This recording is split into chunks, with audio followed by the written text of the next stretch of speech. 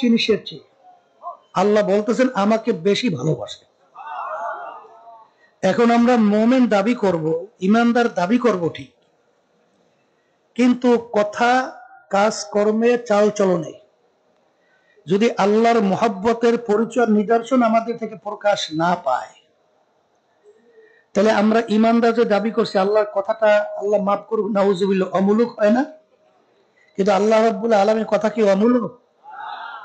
তাহলে ব্যাপারটা কি?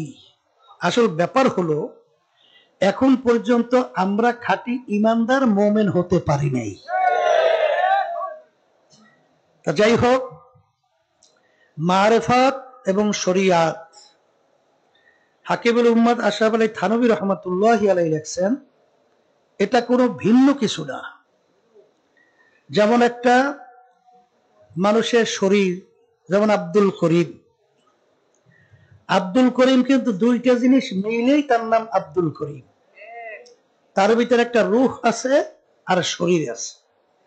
রূহ যদি না থাকে তাকে কেউ আব্দুল করিম বলবে না, বলবে আব্দুল করিমের লাশ পড়ে আছে। আর শরীর যদি না থাকে, রূহ এর জগতে থাকবে না, তার জগতে আলমে আরওয়াহ ভিতরে চলে যাবে, এখানে থাকবে না।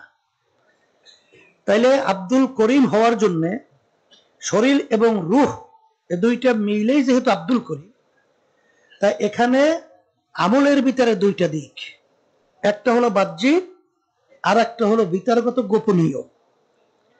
এই দুইটা মিললেই তার নাম হলো শরিয়াত। এখানে গোপনীয় আমলগুলোকে বলা হয় মারেফাত তাসাউফের ভাষায়, আর বাহ্যিক আমলকে বলা হয় শরিয়াত। কিন্তু আসলে দুটোটা মিললেই তার নাম কি? শরিয়াত। বর্তমানে কিন্তু একদল বের হয়েছে, তাদের নামাজ নাই, রোজা নাই, পর্দা নাই, সুন্নাত তরিকায় চলা নাই, হারাম হালাল তমিজ করা, পার্থক্য করা নাই, কিন্তু তারা বলতেছে আমরা মারেফাতে কামেল। জোরে বলেন নাউজুবিল্লাহ। আসলে মূল ব্যাপারটা হলো, শরিয়া ছাড়া কোনোদিন মারেফাত আসতেই পারে না। শরিয়া ছাড়া কোনোদিন মারেফাত আসতেই পারে না। মারেফাত আসতেও লাগে শরিয়াত ঠিক থাকতে হবে, কারণ শরিয়াতরা মুকদ্দম দার আকনু মারেফাত শরিয়াত নিস্তে বেরু। আগে আপনার বাহ্যিক ঠিক থাকার পরেই আপনি নামাজে না দাঁড়াইলে আপনার নামাজের ভিতরে খুশু খুশু পাইবেন কই? হুজুরি কল পাইবেন কোথায়? একাগ্রতা পাইবেন কোথায়? নামাজ পড়বেন, তারপর তো একাগ্রতা তৈরি হয়। কথা ঠিক কিনা? আপনার যদি শরিয়াতের মধ্যে আপনার যদি ওযু না করেন, জায়গা পাক না থাকে, পোশাকাদি পাক না থাকে, তাহলে আপনি নামাজ যদি পড়বেন কিভাবে? তাহলে আপনার মারেফাত আসবে কোথা থেকে? আসবে? এই জন্য ইলমে বাতিন, ইলমে জাহির, ইলম কয় প্রকার? দুই প্রকার। একটা হলো বাহ্যিক আর একটা হলো গোপনীয়। যেমন আল্লাহ রাসূল সাল্লাল্লাহু আলাইহি ওয়াসাল্লাম বলে, লা সালাতা ইল্লা বিহুজুরিল কলব, যে নামাজের ভিতরে একাগ্রতা, খুশু খুজু যদি না থাকে, সেই নামাজটা হবে না, নামাজ হবে না। এখানে মাসালা হলো, যদি পুরা নামাজের ভিতরে আপনার কিছু সময়ের জন্য যদি আপনার দিলটা আল্লাহ মুখী না হয়, দিলের ভিতরে খুশু তৈরি না হয়, একাগ্রতা আল্লাহ মুখী না হয়, তাহলে আপনার পুরো নামাজটাই হবে না। আর যদি কিছু সময় আসছে আবার কিছু সময় আসে নাই, নামাজ হবে। তবে হাদিসের মধ্যে আসছে, আল্লাহ রাসূল সাল্লাল্লাহু আলাইহি ওয়াসাল্লাম বলেন, এরকম 2 রাকাত নামাজ যদি তুমি জীবনে পড়তে পারো, তাকবীরে তাহরিমা থেকে শুরু করে সালাম ফিরান পর্যন্ত। তাকবীরে তাহরিমা কাকে বলে? এই যে আমরা আল্লাহু আকবার বলি, এইটাই কি তাকবীরে তাহরিমা। অনেকে মনে করে যে হাতুড়াই সেইটা মনে হয় তাকবীরে তাহরিমা। না, হাতুড়া না, সুন্নাত। আর তাকবীরে তাহরিমা আল্লাহু আকবার, এর মাধ্যমে সবকিছু কি হয়ে গেল? নিষিদ্ধ হয়ে গেল, হারাম হয়ে গেল। এই তাকবীরে তাহরিমা থেকে শুরু করে সালাম ফিরান পর্যন্ত মুহূর্তের জন্য আপনার দিলটা এদিক ওদিক হয় নাই, দুনিয়ামুখী হয় নাই, দিলটা আল্লাহ মুখী হয়ে আছে। এরকম 2 রাকাত নামাজ আপনার জীবনে যদি আল্লাহ কবুল করেন, বেহেশত ওয়াজিব, জাহান্নাম হারাম। তাহলে বুঝা গেল, এই একাগ্রতা তৈরি করতে হলে আমার আব্বাজান রহমতুল্লাহ আলাইহি এটা কথা বলতেন, যারা মারেফাতের দাবিরা, ওই লঞ্চের ভিতরে একটা লোক ইংরেজি পত্রিকা সরসর করে পড়তেছে অথবা বাংলা পত্রিকা পড়তেছে। পাশের লোকটা সে তো পড়াশোনা জানে না, এখন সে পেপার নিয়ে তো পড়তে পারে না।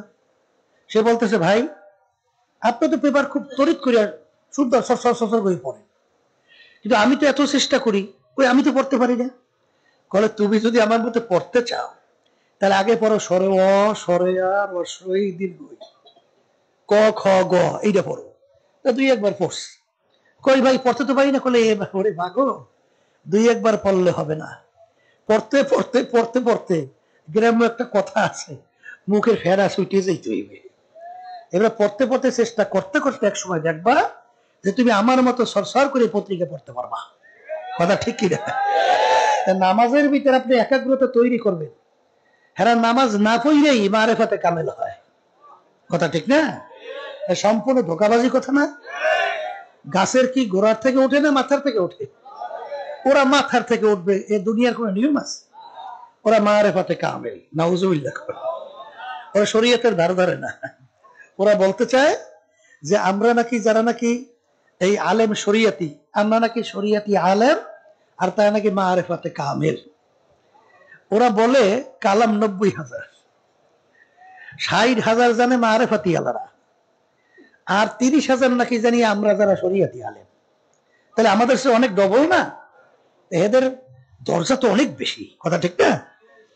কত বড় একটা জুলুমের কথা, আশ্চর্য কথা।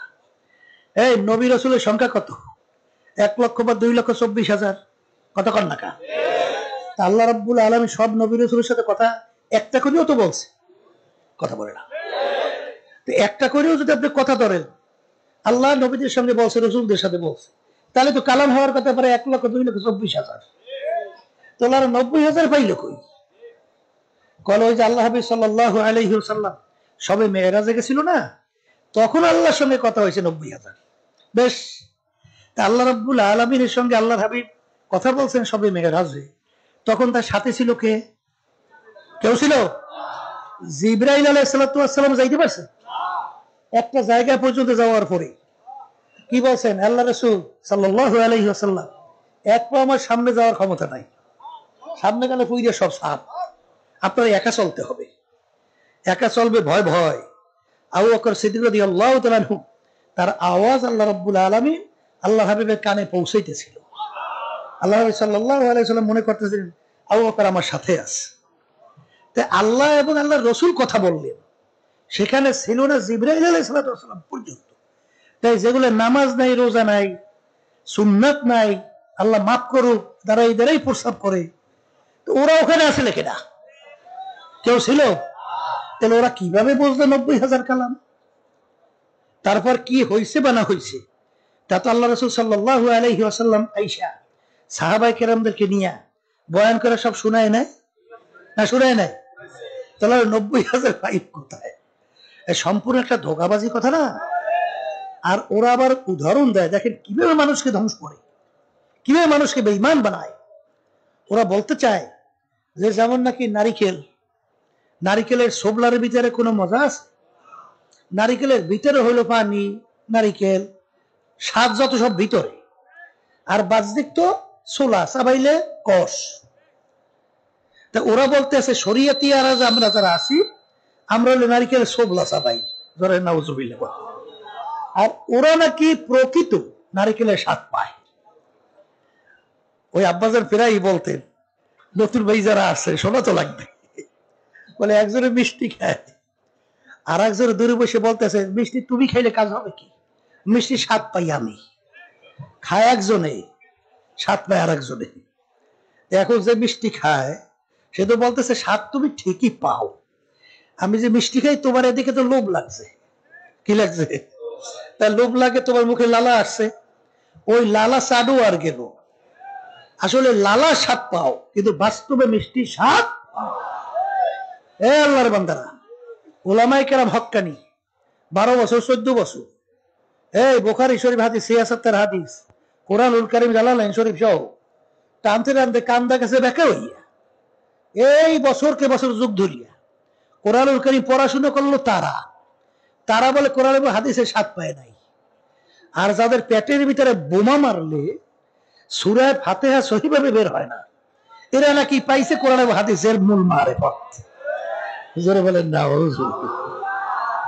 এরকম ধোঁকা দেওয়া আছে না? বাংলাদেশে নাই? অভাব নাই। এর জন্য সব সময় লক্ষ্য রাখতে হবে, পা বাড়াতে হলে সতর্ক অবস্থায় পা বাড়াতে হবে। কারণ আল্লাহ রাসূল সাল্লাল্লাহু আলাইহি ওয়াসাল্লাম বলেন, তারাকতু ফীকুম আমরাইন লাম তাদিল্লু মা তামাসসাকতুম বিহিমা, কিতাবাল্লাহ ওয়া সুন্নাত রাসূলিহি। আল্লাহ রাসূল সাল্লাল্লাহু আলাইহি ওয়াসাল্লাম বলে গেছেন যে আমি রাসূল তো চিরজীবন থাকবো না, আল্লাহ হাবিব আমাদের মাঝে আছে, আর নবী কি আসবে? আর কোনদিন আসবে? তা আমরা পথ চলবো কিভাবে? আল্লাহ রাসূল সাল্লাল্লাহু আলাইহি ওয়াসাল্লাম বলে গেছেন, আমি তোমাদের কাছে দুইটা জিনিস রেখে গেলাম। কয়টা?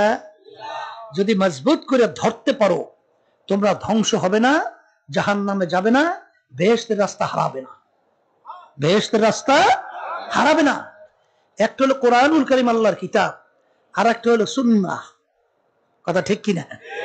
তাইলে যখনই আপনার পথ চলতে সুবিধা অসুবিধা মাপকাঠি কি? বলেন কোরআন এবং হাদিস। বলেন কোরআন এবং হাদিস। কথা ঠিক কিনা? এখন অনেকে তো বলতে পারেন, হুজুর আমরা তো কোরআন এবং হাদিস বুঝি না, আমরা হুজুর পথ চলবো কিভাবে? শোনেন, আল্লাহ রাব্বুল আলামিন ভালো মন্দ বোঝার জন্য আপনাকে আমাকে আল্লাহ রাব্বুল আলামিন ব্রেন দান করছে, জেহেন দান করছে। এই পাগল আছে না পাগল? হ্যাঁ, এই পাগলের কোনো শরিয়াত আছে? পাগলের কোনো গুনাহ আছে? পাগলের কোনো সওয়াব আছে? ওর কোনো বাদ বিচার আছে? কেন নাই? ওর চক্ষু নাই, হাত নাই, পাও নাই, অন্যান্য অঙ্গ সঙ্গ সমস্ত প্রত্যঙ্গ আছে না? ওর বিচার নাই কেন? ওর ভালো মন্দ পার্থক্য করার মতো সেই শক্তিটা নাই। না থাকার কারণে ওর উপরে কোনো বাদ বিচারও নাই। কিন্তু যার ব্রেন ঠিক আছে, যার জেহেন ঠিক আছে, সে যদি কোনো অন্যায় করে ছাড় পায়, তখন বলবে যে তুই যাই না সই না বুঝিয়া তুই ভালো থাকা অবস্থায় কামটা করলি কেন? কোনো ছাড় আছে? নাই। তাহলে আপনাকে আল্লাহ রাব্বুল আলামিন আমাকে এই ভালো মন্দ পার্থক্য করার মতো, ইমতিয়াজ করার মতো আল্লাহ শক্তি আমাদেরকে দান করছে।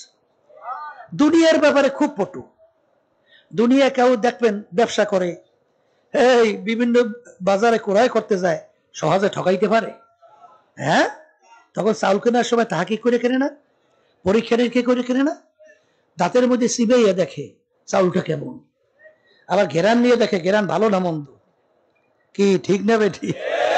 আবার যখন তৈল ক্রয় করে হাতের ভিতরে ডলা দিয়া ঘেরান নিয়ে দেখে 1 নম্বর না 2 নম্বর।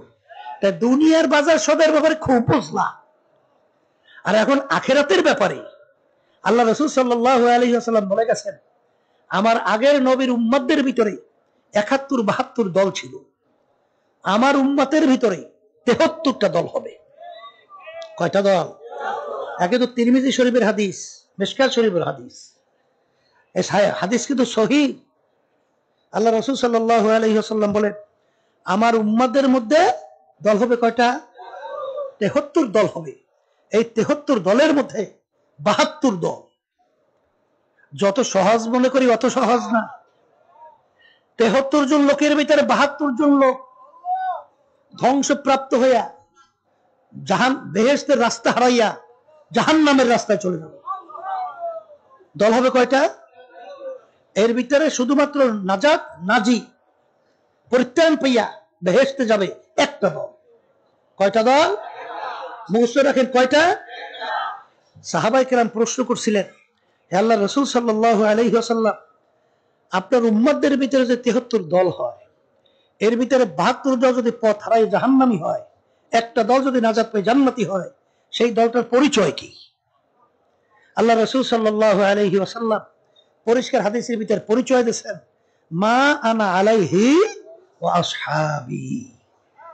এখন মাপকাঠি তো পাইলাম, আমি এবং আমার সাহাবারা। বলেন, আল্লাহ রাসূল সাল্লাল্লাহু আলাইহি ওয়াসাল্লাম বলতেছেন, যেই পথ, যেই মত, যেই নীতি আদর্শ, যেই সূরা, যেই সিরা, যেই আকীদার মধ্যে আছি, কিয়ামত পর্যন্ত যারাই এই নিয়মে থাকবে তারাই নাজাত পেয়ে জান্নাতে যাবে।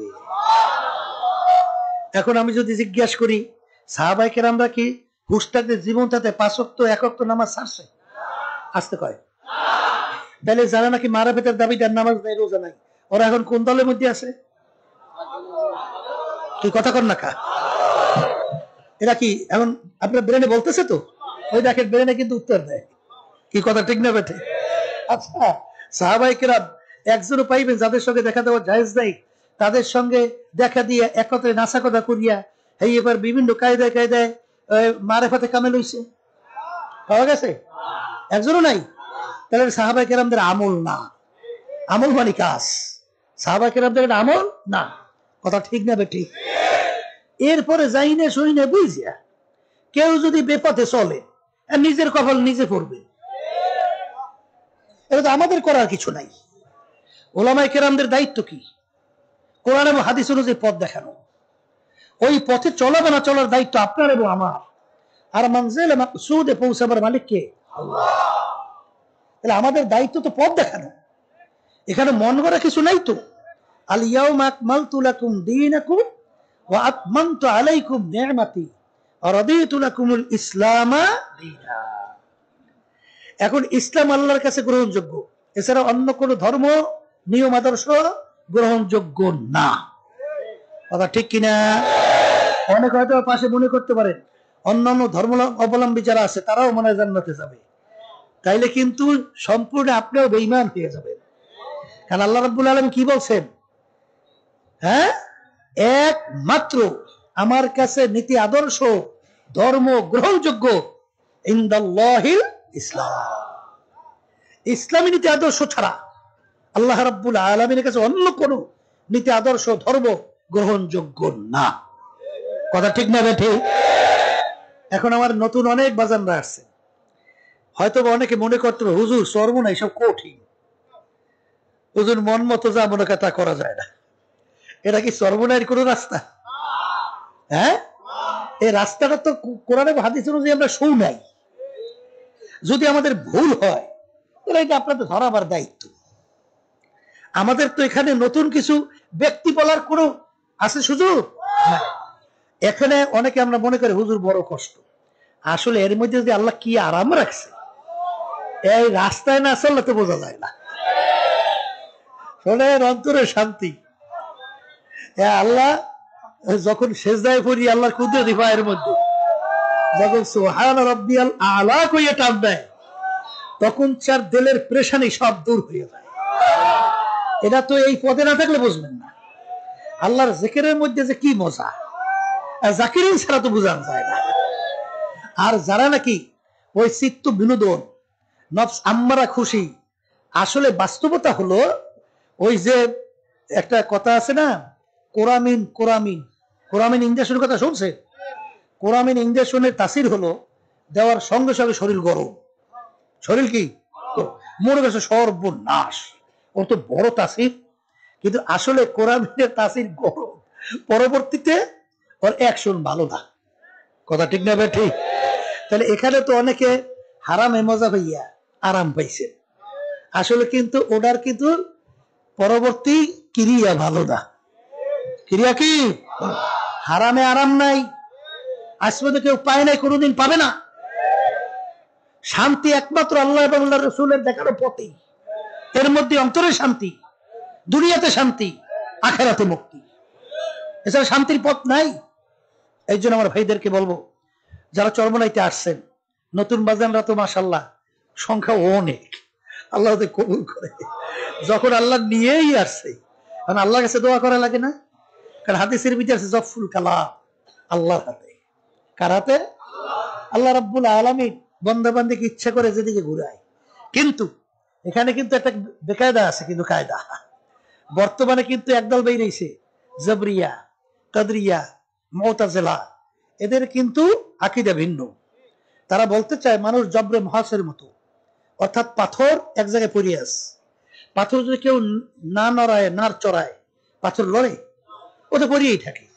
যখন নড়ায় চড়ায় তখন পাথর নড়ে।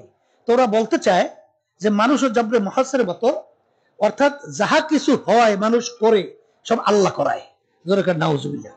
অর্থাৎ চুরি তাও আল্লাহ করায়, জেনা ব্যভিচার আল্লাহ করায়, নাউজুবিল্লাহ কর, অর্থাৎ যাহা কিছু সবই আল্লাহ করায়। কথা ঠিক, নাউজুবিল্লাহ বলে। আর আমাদের আকীদা হলো আহলে সুন্নাত ওয়াল জামাতের যে ওয়ালিল আফআলে ইখতিরিয়াতুন, যে আমাদেরকে আল্লাহ রাব্বুল আলামিন কি দান করছেন? ক্ষমতা দান করছেন। আল্লাহ রাব্বুল আলামিন আমাদেরকে দুনিয়াতে পাঠাইয়া দুনিয়াতে স্বাধীনতা দান করছেন। আমহিলহুম রুয়াইদা, স্বাধীনতা দান করার পরে ওয়াহাদাইনাহুম নাজদাই, দুইটা রাস্তা আল্লাহ দেখাই দিয়েছেন। একটা হলো ডানের রাস্তা বেহেশতের, আর একটা রাস্তা হলো বামের জাহান্নামের। আর তোমাকে আমাকে দোনো রাস্তায় চলার শক্তি আল্লাহ দান করছে। কিন্তু পরীক্ষার হলের মধ্যে আল্লাহ রাব্বুল আলামিন কিছু বলবেন না। এর জন্য পরীক্ষা হলের মধ্যে ছাত্রছাত্রী পরীক্ষা দেয়, সেখানে কি কোনো যারা গার্ড দেয়, যারা নাকি দেখাশোনা করে, হল পরিদর্শক যারা থাকে, যা মনে করে ছাত্র তা লেখে, বাধা দেয়? কেন বাধা দেয় না? বলে স্বাধীনতার কারণে। কেন বাধা দেয় না? স্বাধীনতার কারণে। কিন্তু যদি বাধা দেয়, পরীক্ষার হল থাকে না। আল্লাহ রাব্বুল আলামিন আপনাকে আমাকে দুনিয়া পাঠাইছেন পরীক্ষার হলের মধ্যে। তাই পরীক্ষার হলের ভিতরে স্বাধীনতা লাগবে না? তাই স্বাধীনতা তো আল্লাহ দান করছে। দান করার পরে দুইটা রাস্তা আল্লাহ দেখাই দিয়েছে, একটা হলো বেহেশতের, আর একটা হলো জাহান্নামের। তুমি যদি বেহেশতের রাস্তায় চলতে চাও, তাহলে আল্লাহ রাব্বুল আলামিন ওই রাস্তায় চলার শক্তি আল্লাহ রাব্বুল আলামিন তোমার ভিতরে দান করবে। আর যদি কেউ জাহান্নামের পথে চলতে চায়, পরীক্ষার হলে স্বাধীনতার মধ্যে আল্লাহ রাব্বুল আলামিন তোমাকে বাধাও দেবে না, নিষেধ করবে না, ওই চলার ওই পথেও শক্তি আল্লাহ দান করবে। তাহলে পরীক্ষার হল থাকে না। কথা ঠিক কিনা? এই জন্য আমার বাজানদেরকে বলবো যে ওই শোনেন না গান গায়, যেমনি নাচাও তেমনি নাচে, পুতুলের কি দোষ। কুফরি কথা। কি কথা? কুফরি কথা। নাউজুবিল্লাহ বলে। আল্লাহ রাব্বুল আলামিন বান্দা-বান্দীকে শক্তি দান করছেন এবং রাস্তা দেখাই দিয়েছেন, এই রাস্তায় চললেই হবে, এই রাস্তায় চললে এই হবে। কথা ঠিক কিনা? এর জন্য নতুন বাজাররা যারা আসছেন, পুরান যারা আছেন, খবরদার, পথ কিন্তু বড় পিচ্ছিল। আল্লাহ রাসূল সাল্লাল্লাহু আলাইহি ওয়াসাল্লাম একদিন সাহাবায়ে কেরামদের সামনে জমিনের উপর একটা সোজা দাগ টানলেন। তাই না? আশেপাশে কতগুলো আঁকা বাঁকা দাগ দিলেন। দাগ দিয়ে বলতেছেন, সাহাবারা তোমরা কি বুঝতে পারছো? আল্লাহ রাসূল সাল্লাল্লাহু আলাইহি ওয়াসাল্লাম বুঝি নাই তো। বলে এই যে সোজা রাস্তাটা দেখো, সিরাতাল মুস্তাকিম, সরাসরি জান্নাতের রাস্তা। আর যদি আশেপাশে যে রাস্তাগুলো দেখো, এগুলো সব ভ্রান্ত পথ, শয়তানের রাস্তা। চলতে যাবা, প্রত্যেক রাস্তায় বসে বসে আহ্বান করবে, আসো আসো। আর কোরআন কারিমে আল্লাহ বলছেন যে দুনিয়া এবং দুনিয়ার ভিতরে এই চাকচিক্যময় কইরে এমন ভাবে উপস্থাপন করে শয়তান, তোমার আমার দেল মন ওদিকে ঝুঁকে যায়। এর জন্য যুইয়িনা লিন-নাস হুব্বু শাহওয়াত, এইভাবে আমাদের দেল ওদিকে ঝুঁকে যায়, এইভাবে আহ্বান করবে, খবরদার ডান ভাবে তাকানো যাবে না, সোজা সিরাতাল মুস্তাকিমে চলতে হবে। আল্লাহ আমাকে আমাদের সবাইকে তৌফিক দান করুন। এখন যেই কথা বলতে চাইছিলাম, মারিফাত শব্দের অর্থ পরিচয় লাভ করা। পরিচয় যদি না থাকে, যেমন সহজ একটা উদাহরণ আব্বাদের মধ্যে আমরাও বারবার দিই, যে আপনার বিবাহের আগে কত মেয়ের ব্যাপারে প্রস্তাব আসছে, কিন্তু সব মেয়ের সঙ্গে আপনার বিবাহ বন্ধন হয় নাই। একটা মেয়ের সঙ্গে আপনার বিবাহ বন্ধন হয়ে গেছে। এখন যার সঙ্গে আপনার বিবাহ বন্ধন হলো, তার আচার আচরণ ব্যবহার, ওঠা বসা, চলতে চলতে চলতে চলতে তার পরিচয় আপনার ভিতরে ঢুকতে ঢুকতে তার জন্য আপনার আলাদা একটা মায়া জমে, একটা মহব্বত জমে। কিন্তু অন্য অন্য মেয়ে যাদের ব্যাপারে প্রস্তাব আসছিল, তাদের অসুস্থতা হয়ে মারাও যদি যায়, আপনার দিলের ভিতরে ওই ধরনের কোনো অস্থিরতা তৈরি হবে না। তাদের তো প্রস্তাব আসছিল, বিবাহ তো প্রস্তাবের মাধ্যমেই হয়েছে। যার সঙ্গে আপনার বিবাহ হয়েছে প্রস্তাবের মাধ্যমে হয় নাই, কিন্তু ওদের মারা যাওয়ার পরে আপনার দিলের ভিতরে পেরেশানি, অস্থিরতা কেন আসে নাই? তার সঙ্গে পরিচয় হয় নাই। পরিচয় না হওয়ার কারণে আপনার মহব্বত তার প্রতি জমে নাই, এই জন্য আপনার তেমন আফসোসও তৈরি হয় নাই। কিন্তু আপনার স্ত্রীর সাথে আপনার পরিচয় হইতে হইতে এক পর্যায়ে সে যদি অসুস্থ হয়ে যায়, তখন কিন্তু আপনার চোখে পানি জোর করে আপনি রাখতে পারেন না, আপনার অটো চোখে পানি আসতে থাকে তার মায়ার কারণে। কারণ পরিচয় হওয়ার কারণেই মায়া জমছে। কথা ঠিক কিনা? দুনিয়ার ভিতরে বন্ধু বন্ধুকে মহব্বত করে। অনেক সময় দেখা যায় নিজের জানের ঝুঁকি নিয়ে বন্ধুর কথা মানতে সে বাধ্য থাকে। এ কিসের কারণে? পরিচয় লাভ হওয়ার কারণে। তার আচার আচরণ ভালো, আমার প্রতি তার আন্তরিকতা বেশি, এবং অনেক সময় দেখা যায় আমাকে অনেক গুরুত্ব তার জানের চেয়েও বেশি দেয়। এরকম পরিচয় হইতে হইতে এক পর্যায়ে তার জন্য সে পাগল হয়। কথা ঠিক কিনা? এইভাবে দেখবেন, যেমন ছোট মায়ের কালে দুধ পানকারী বাচ্চাকে যদি আপনি 1000 টাকার একটা নোট দেন, ওর প্রতি তার কোনো আগ্রহ জমে? কারণ কি? ওই 1000 টাকার নোটের পরিচয় বাচ্চার কাছে নাই। ও পাওয়ার সঙ্গে সঙ্গে প্রথমেই তো আর গোডাউনে দেবে। গোডাউন বুঝছেন তো, বাচ্চারা পাইলে তো প্রথম মুখের মধ্যে ও দিয়ে শেষ পর্যন্ত চাপাইবে, কামড়াইবে, সিরে ফেলাইয়ে দেবে। ওর গুরুত্ব নাই। কিন্তু যে 1000 টাকার নোটের পরিচয় আসছে, সে কিন্তু ওইটাকে সংরক্ষণ করবে, চোরে না নিয়ে যায়, কোনো ক্ষতি না হয়। কথা ঠিক না? রাস্তায় যাইতেছে, স্বর্ণের চাকা পরিয়ে আছে, আপনার পরিচয় নাই, ওরা তো লাথি মেরে ফেলাইয়ে দেবেন। আর যখন পাইবেন যেটা স্বর্ণের চাকা, তখন অবস্থা কি হয়? ওটা হেফাজতের জন্য আপনি সব ধরনের পদক্ষেপ গ্রহণ করেন, কারণ আগে পরিচয় ছিল না। পাওয়ার পরে ওইটা সংরক্ষণের জন্য আগ্রহ বাড়ে। তাই পরিচয় না থাকলে আগ্রহ বাড়ে। এই জন্য আমার ভাইদেরকে বলবো, দুনিয়ার পরিচয়, আখেরাতের পরিচয়, আল্লাহর পরিচয়। কথা ঠিক কিনা? যারা দুনিয়ার পরিচয় পাইছে তারা দুনিয়া কামাই করার জন্য পাগল। কথা ঠিক না? আর যারা আখেরাতের পরিচয় পাইছে, আল্লাহর পরিচয় পাইছে, তারা আল্লাহকে পাওয়ার জন্য পাগল। কারণ শোনেন, আজকে মানুষের মহব্বত আসে বিভিন্ন তার কতগুলো গুণের কারণে। তার ব্যবহার ভালো, তার আচরণ ভালো, তারপর আমাকে বিভিন্ন সুবিধা অসুবিধা সহযোগিতা করে। এই কারণে তার প্রতি আমার দুর্বলতা আসছে। এদিকে যদি আপনি আলোচনা করেন, আমার মালিকের দয়া আপনার উপরে আমার উপরে কেমন, এখন একটু মোরাকাবা করা লাগে না? কি কথা কয় না? একটু চিন্তা করা লাগে। এখন কি চিন্তা করে? আপনার আমার অস্তিত্ব কি ছিল? এক কাতরা নাপাক পানি, এক কাতরা নাপাক পানি, তাও আবার আমসাজ ভেজাইলা। তখন আপনার আমার কোনো অস্তিত্ব ছিল? কোনো অস্তিত্ব ছিল না। আল্লাহ রাব্বুল আলামিন মায়ের পেটের মধ্যে এই পানিকে রক্ত দিয়ে জমাট বাঁধাইছে, রক্ত দিয়ে জমাট বাঁধাইয়া হাড্ডি তৈরি করছে।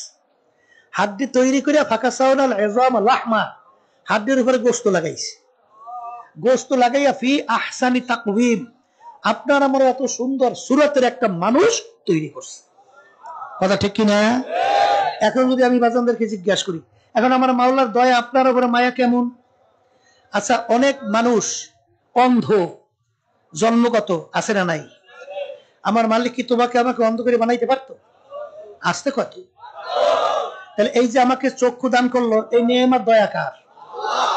বলতে থাকেন মায়া জুমুক, এই নেয়ামত কার?